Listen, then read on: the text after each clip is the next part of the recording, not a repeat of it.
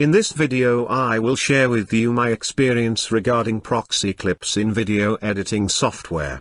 Proxy clips are used to speed up video editing and are absolutely essential when editing high-resolution videos starting with Full HD or higher.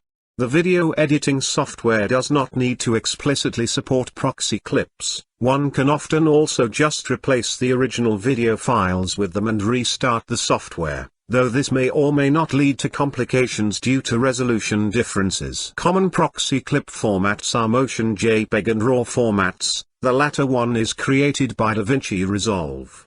They are somewhat common because they are constructed in such a way that they allow the direct and therefore fast extraction of random video frames. However, in my opinion, this is not necessarily the best way to look at the problem. Apart from the fact that RAW images are only suitable for OP storage systems and usually a light compression is faster because it reduces necessary disk throughput when disk I/O is somewhat limited. The best way to look at proxy clip formats is to check your own video editing behavior. Personally, I'm trying to use a middle ground, balancing random seeks against forward and rewind playback speed.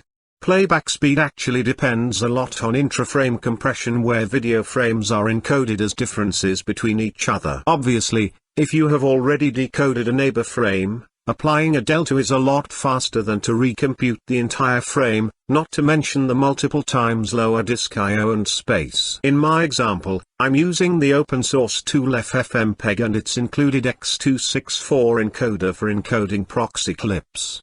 The balance between random video frame access and playback speed is decided by the command line parameter -g. My preferred value is 64, meaning a maximum keyframe interval of 64, e.a. there will be one independently and fully encoded frame at least every 64 frames. The default is 250. The value 64 allows for very high playback speeds up to 64 times the regular video playback speed, even when rewinding. For reference, I'm working on a Ryzen 5600X CPU, 3600 MHz G-Skill dual rank RAM, and a somewhat outdated GTX 1060. If you are working on a substantively different system, your mileage may vary and different parameter settings may be better. Keyframes are one aspect. The second and last and very important factor is clip resolution. I recommend to check the resolution of your video editing software's monitoring window and scale down the proxy clip to approximately fit that size. In my case, I'm working on Full HD material on a Full HD monitor, which results in maximum editing monitor dimensions inside the software of about 60% in one dimension. That's almost a 2/3 reduction of pixels that actually need to be decoded, and that has a huge impact on performance. In DaVinci Resolve, you can actually assign a shortcut to switching between proxy media and full resolution media, so before switching to full screen mode, I simply hit F4 so I get the high resolution media shown in full screen. Here you can see how my system fails to rewind even at speed 2, meaning 2 times the original playback speed, when not using a proxy clip.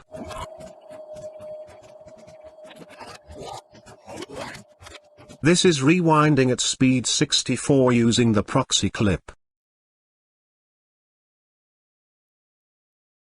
This is scrubbing the video timeline and randomly accessing the video frames using the full resolution original video. You can clearly see the extremely sluggish and unusable monitor response time. This is a very improved video scrubbing profiting from lower resolution, shorter keyframe interval, and the fast decode tuning. And this is the command line I usually use to create proxy clips for Full HD videos. Apart from the scaling, it should probably be the same for 4K. IW and IH represent input video width and height in pixels respectively. The -VF option stands for video filter and we use a scaling filter here. The audio is simply copied. The baseline preset and the fast decode tuning further improve the decoding speed. This shell script runs in Cygwin under Windows 10 and executes a statically built non-Cygwin FFmpeg binary. Beware that FFmpeg tries to fix input videos in a best effort manner. It will add and drop frames to improve AV sync.